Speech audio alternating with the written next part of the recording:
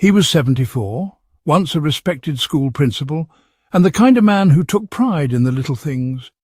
He still mowed his lawn, paid his bills on time, and walked every morning before breakfast. His family saw him as strong, dependable, steady. Until the morning he collapsed. It happened in the bathroom. No fall, no stroke, no heart attack. When the paramedics arrived, his pulse was there, but something was wrong. His skin was cold, his legs were numb. And in the ER, doctors delivered a diagnosis that shocked everyone: severe pelvic circulatory collapse. His heart was beating, but his blood wasn't moving in the places it needed most. No one could explain it until one physician asked a question no one expected. Has he been experiencing problems with intimacy? The answer opened a floodgate. Yes, for years. But he never talked about it, not with his wife, not with his doctor, and certainly not with himself. What they discovered next wasn't about pills or diseases or even age. It was about a private routine, masturbation, that he'd carried out the same way for 50 years. A routine that had slowly, quietly damaged his circulation. Now, before you brush this off, pause for a moment. If you're over 60 and you think everything is working fine, you may still be falling into invisible habits that silently choke your blood flow, weaken your response, and disconnect you from your own body. This video isn't about shame. It's about truth, about understanding what your body needs after 60, and how to keep that part of you alive. Because yes, you can still feel warmth, connection, even passion, but only if you stop the habits that are stealing them. Today, I'm going to show you the 4 masturbation mistakes quietly damaging male circulation after 60. More importantly, I'll show you how to fix them. So stay with me, because the first one is something almost every man does without thinking, and it could be costing you more than you know. Let's start with the most common mistake. One that most older men don't even realize they're making: rushing. For decades, you may have trained yourself to treat masturbation like a quick release, a fast way to relieve tension or fall asleep. You don't think about it, you don't plan it, you just do it, maybe in under 5 minutes.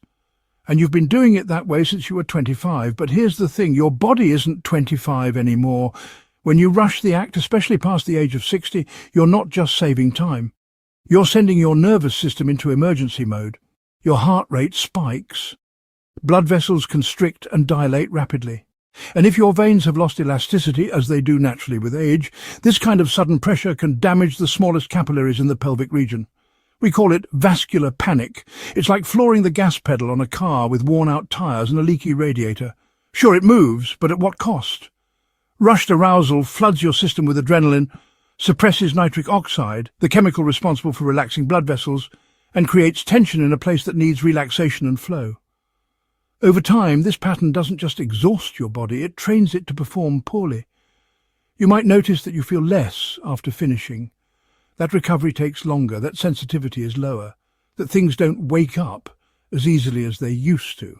And you might blame aging, but the real issue isn't time. It's how you've used time, specifically how you've conditioned your body to treat stimulation as something fast, secret and stressful, instead of slow, connected and nourishing. Here's what to do instead. First, slow down. Set aside time. Give your body space. Treat the experience not as something to get over with, but something to move through with intention. Second, breathe. Deep, rhythmic breathing during the process keeps your nervous system calm and allows for better blood flow. It helps maintain healthy oxygen levels and keeps your pelvic floor from tensing up, which we'll talk about more in the next section. Third, create a setting. Privacy, quiet, warmth. These things matter more than you think. Your environment speaks to your nervous system. If you treat your private time with care and patience, your body will respond with more sensation, more relaxation, and more vitality. And lastly, stop watching the clock. You're not in a rush. You're not checking a box. You're reconnecting with a part of yourself that still deserves attention and dignity. Remember, how you engage with your body in private has ripple effects across your confidence, your relationships, and your sense of well-being. Rushing might save you time, but it might also be quietly costing you circulation, pleasure, and health. Now let's talk about the second mistake, one that most men don't even realize they're making, but it's sabotaging blood flow at the most critical moment. This next mistake is so subtle, most men don't even know they're doing it. But it's one of the biggest reasons why circulation suffers in the most important part of the body after 60. Holding your breath and clenching your pelvic muscles without even realizing it. You see, when most men masturbate, especially in private, they're not thinking about posture, breath work, or muscle tension. It becomes automatic. You focus on the sensation, maybe on a fantasy, maybe just on finishing. But as the moment builds, you unknowingly start to tighten your stomach. Your jaw clenches, your shoulders hunch, your breath shortens or stops altogether, and your pelvic floor, those muscles at the base of your torso that support your bladder, rectum and sexual organs, tighten like a fist. This isn't just tension, it's a signal, a command to your nervous system that something stressful is happening. And when the nervous system senses stress, it responds accordingly by reducing blood flow to non-essential areas, including the pelvic region. Arteries constrict. Nitric oxide production drops, circulation slows. Now remember, your penis is not a muscle, it's a hydraulic system. It depends on blood flow to function. If the blood isn't flowing smoothly, you're not going to feel as much. Your arousal will be dull. Your response time will be longer. And over time, the habit of clenching and holding your breath creates micro-damage in the delicate vessels that power your erections. It's not just about pleasure, it's about performance, about health, and most importantly, about restoring control. So how do you fix this? Step 1. Breathe intentionally. Slow, deep inhales through your nose, exhales through your mouth. Think of your breath as the foundation. If your breath is shallow or stopped, your circulation is already compromised. Make it a habit to stay relaxed, even during stimulation. Step 2. Release the clench. Pay attention to your lower belly, your thighs, your hips. If they feel tense, deliberately soften them. Unclench your jaw, let your shoulders drop, loosen your hands. You are not bracing for impact, you're inviting flow. Step 3. Focus on sensation, not pressure. Instead of trying to force an outcome, allow yourself to feel the process. This rewires your brain to associate intimacy with calm instead of tension. Over time, this retraining can lead to stronger, more reliable responses and deeper satisfaction. Remember, the male body over 60 needs cooperation, not control. It responds best to environments of ease, not effort. And here's the truth. How you breathe, how you carry tension, and how you treat your body in moments of privacy has a profound effect on how it performs in moments of connection. So if you've been clenching without realizing it, it's not too late to change. But there's another mistake that goes beyond just a habit. It's a pattern of repetition, a quiet rhythm that drains your energy and weakens your drive even when everything else seems fine. Let's talk about mistake number 3. It's one that starts with a good intention, but if left unchecked, can leave you feeling disconnected, exhausted, and emotionally flat. Now let's talk about a habit that seems harmless, maybe even healthy, but slowly chips away at your vitality without you noticing. Daily masturbation. For men in their younger years, frequent release may not have seemed like a big deal. It was a way to manage stress, regulate desire, or just pass the time, but after 60, everything changes. Your body doesn't bounce back like it used to. Testosterone levels are lower, recovery time is longer, blood vessels are more fragile, and the brain's reward system isn't as responsive. When you masturbate every day, or worse, multiple times a day, you put constant demand on your circulatory, hormonal, and neurological systems. You're draining vital resources like nitric oxide, dopamine and testosterone, resources that need time to replenish. At first you might not notice the toll, but over weeks and months the signs begin to creep in. You feel less energized after. Your pelvic region starts to feel numb or dull. Erections become less frequent or slower to respond. Desire for intimacy with a partner fades. Your motivation in general seems to drop. And worst of all, a quiet disconnect forms between you and your body. You start to question your masculinity, your capability, your spark. One man told me, "I do it every day, but it doesn't feel like anything anymore." That statement broke my heart, not because of the act, but because of the emptiness behind it. He wasn't broken, he was burned out. Think of it this way. Your libido is like a battery. It charges with rest, connection, hormones, and emotional well-being. But if you keep discharging it without pause, eventually the battery runs low. And when it's low, your body doesn't prioritize intimacy. It prioritizes survival. So what's the fix? Step 1. Introduce rest days. Give your body at least 48 hours between sessions. Let your systems recharge. You'll notice that anticipation, sensitivity, and even confidence start to return. Step 2. Shift the focus from release to connection. Instead of making it a daily ritual, treat it as something meaningful and intentional. A moment to check in with your body, not zone out from it. Step 3. Watch for signs of depletion. If you feel tired, unmotivated, or emotionally flat after, that's a signal. Your body's asking for a break. Listen to it. This isn't about judgment, it's about rhythm, about giving your older body the space it needs to heal, to restore, and to rebuild the pathways that support healthy intimacy. Because when you create space, you create power. And speaking of power, there's one final mistake we have to talk about, one that doesn't just affect your body, but your brain. It's something 9 out of 10 older men use, thinking it helps, when in fact it may be doing the most damage of all. It's not about frequency, it's about what you feed your mind. Let's dive into mistake number 4, the one habit that rewires your nervous system and starves real-world intimacy without you ever realizing it. Let's be honest, this one is uncomfortable to talk about, but it's the most important of all. Because unlike rushing, tension, or frequency, this mistake affects not just your body, but your brain, your emotions, and your relationships. Mistake number 4, relying on pornography to feel something. Now let's be clear, pornography isn't new. But what has changed is how it works and how it rewires the aging male brain. Modern porn is fast. It's extreme. It's hyperstimulating in ways the real world can't compete with. And for men over 60, whose nervous systems are more sensitive, that stimulation comes at a heavy price. Here's what happens inside your brain. Each time you use porn, you release a surge of dopamine, the pleasure chemical. That's normal. But when this happens over and over, especially with highly stimulating content, your brain starts to adjust. It needs more to feel the same. So what do? You search for newer videos, more intense ones, something different, something faster. You start chasing a feeling you used to get naturally, until one day real touch, real closeness, real intimacy doesn't do it anymore. Your brain has been conditioned to expect fantasy, not reality, conditioned to need novelty, not connection, and as a result your body stops responding to real experiences. That means slower erections, reduced sensitivity, and a growing emotional distance from your partner, even if you love them. One man in my clinic said, "I want to be close to my wife, but I feel nothing when we're together."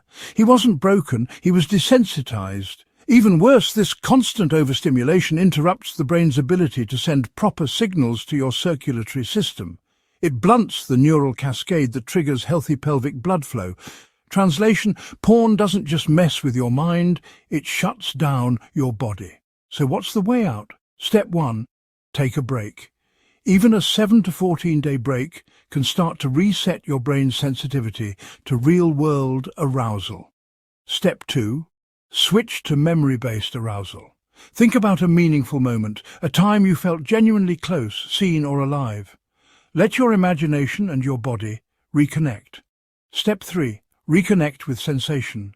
Instead of screen-driven release, focus on what you feel, your breath, your skin, your emotional response. These are the roots of intimacy, not pixels on a screen. This shift won't feel natural at first. It may even feel dull, but stick with it, because as your nervous system recalibrates, something incredible happens. You start to feel again. Touch becomes electric. Closeness feels comforting. Desire returns, not just physically, but emotionally. You stop chasing intensity and start finding meaning. And in that space, your circulation improves. Your confidence returns. And most importantly, you stop being a spectator in your own intimacy and start becoming a participant again. Remember, this isn't about shame or morality. It's about biology. The male brain was never built to handle endless artificial stimulation, especially not in your 60s or 70s, when every signal, every hormone, every vessel matters more than ever. This is about reclaiming your health, your sensitivity, your self-respect. Now you've seen all 4 mistakes, but before we wrap up, we need to bring it all together. In the final section, I want to share a story, a real one, about a man who made these changes, not perfectly, not quickly, but with commitment. And what happened next may surprise you. Let me tell you about Robert. He's 68, a retired firefighter from Ohio. Broad shoulders, kind eyes, and the kind of man who always looked after others, but rarely took the time to look after himself. When he first came to see me, he didn't talk about masturbation. He talked about something else. "Doc, I feel like my fire's gone out. I sleep fine, but I wake up tired. I love my wife, but we haven't been close in months. I don't feel broken, but I don't feel right either." That quiet loss of connection was what brought him in. But it was what we uncovered next that helped him rebuild. Robert had fallen into all four of the habits we just covered. He rushed through masturbation. He held his breath without knowing. He did it daily, sometimes twice, and always with his phone nearby. He wasn't ashamed, but he was unaware. Once we laid it all out, I asked him something simple.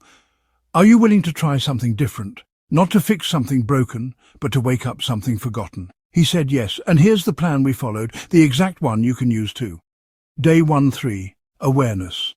Robert started with a journal. Nothing complicated, just one question he answered each day. How do I feel afterward? That one prompt opened the door to awareness. Was he relaxed or tense? Warm or numb? Did he feel fulfilled or distant? Writing it down helped him see the patterns. Day 4-6, slow the pace.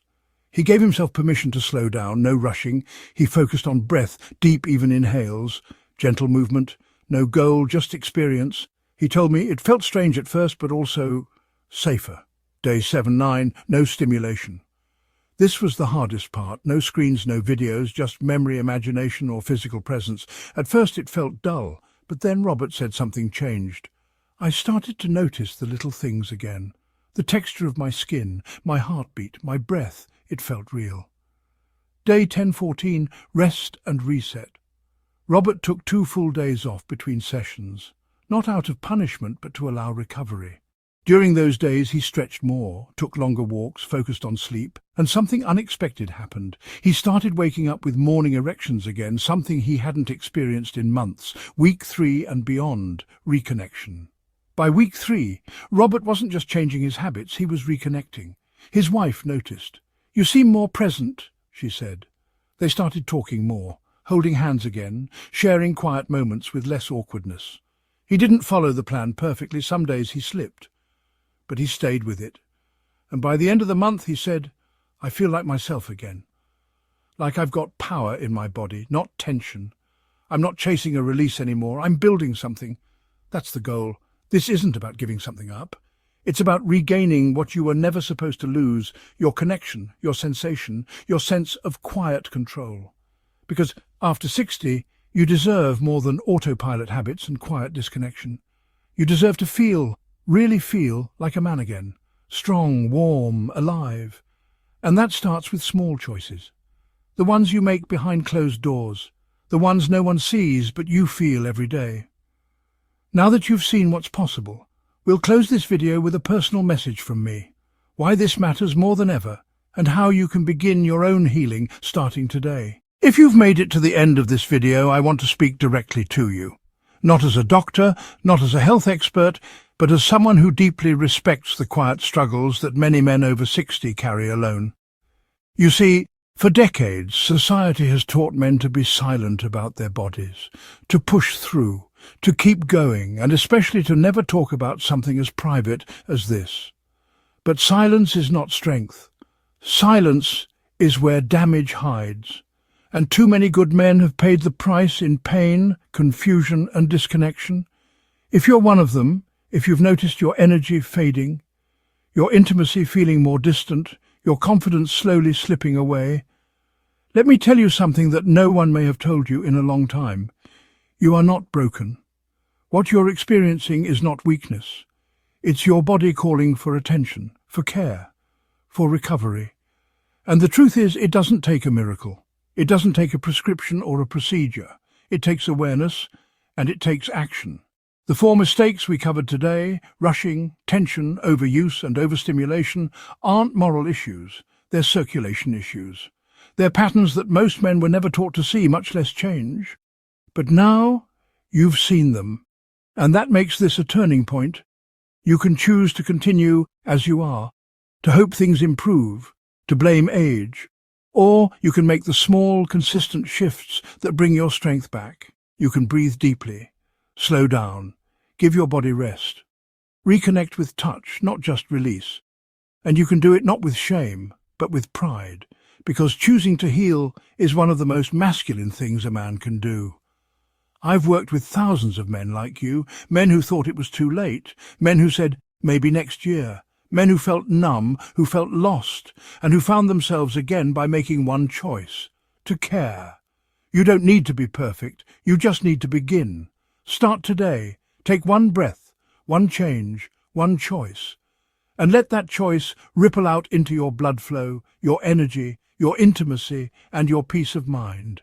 And if no one else has said this to you lately, let me be the first. You still have life in you. You still have warmth. You still have power. And you are worth the effort it takes to reclaim it. If this video helped you, share it with another man who might need to hear these words. Subscribe for more real, respectful conversations that put your health first. And in the comments below, if you're ready to take back control, just type "still strong," because you are. You always were, and the best may still be ahead of you. Stay strong, stay curious, and most of all, stay connected. You've heard the truth. You've seen the mistakes. You understand what needs to change. Now, it's time to take the next step, not just in theory, but in practice.